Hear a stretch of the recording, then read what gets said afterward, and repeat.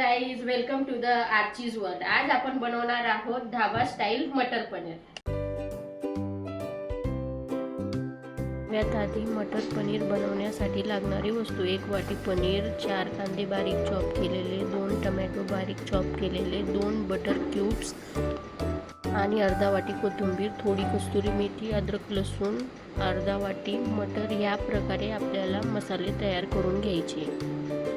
सर्वात आधी आपल्याला वाटण तयार करून घ्यायचे। त्याच्यासाठी आपल्याला गॅस पेटवून त्याच्यावर पॅन ठेवून तेल टाकून आता आपल्याला कांदे फ्राय करून घ्यायचे। हलका ब्राऊन कलर येईल तोपर्यंत परतून घ्यायचे।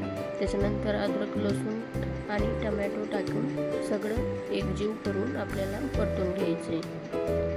5 मिनिटं वाफ घेऊन घ्यायची। या प्रकारे आपल्याला मसाले फ्राय करून घ्यायचे। आता आपण हे मसाले दळून घेणार आहोत मिक्सरमध्ये। इथे मी थोडा पाण्याचा वापर केला आहे मसाला दळण्यासाठी। आता मसाला मी बारीक दळून घेणार आहे। मसाला दळल्यावर एका बाउलमध्ये मसाला काढून एका साईडला पाणी ठेवलंय मी 1 ग्लास आणि त्याच्यात थोडं मीठ टाकून एका साईडला तवा ठेवून त्याच्यावर पनीर फ्राय करून घेणार आहे। हलका ब्राऊन कलर येईल तोपर्यंत मी पनीर फ्राय करून घेणार आहे। तुम्ही बघू शकता या प्रकारे आपल्याला पनीर फ्राय करून घ्यायचे। पाणी पण गरम आहे आपलं आणि त्या पाण्यात आपण फ्राय केलेलं पनीर टाकायचे। इथे मी मसाले फ्राय केलेले पॅन वापरला आहे।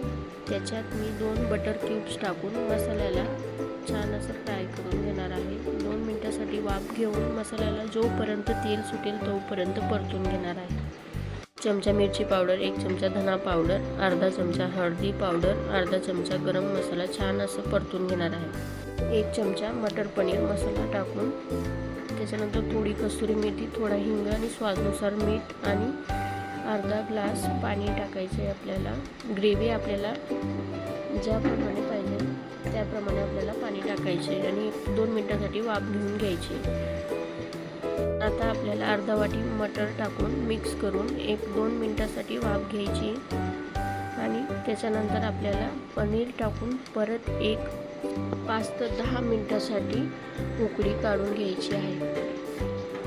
तुम्ही बघू शकता मग असा वास यायला सुरुवात झाली आहे। वरून कोथिंबीर टाकून भाजी आपल्याला सर्व करून घ्यायची।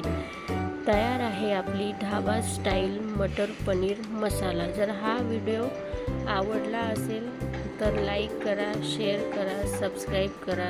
धन्यवाद।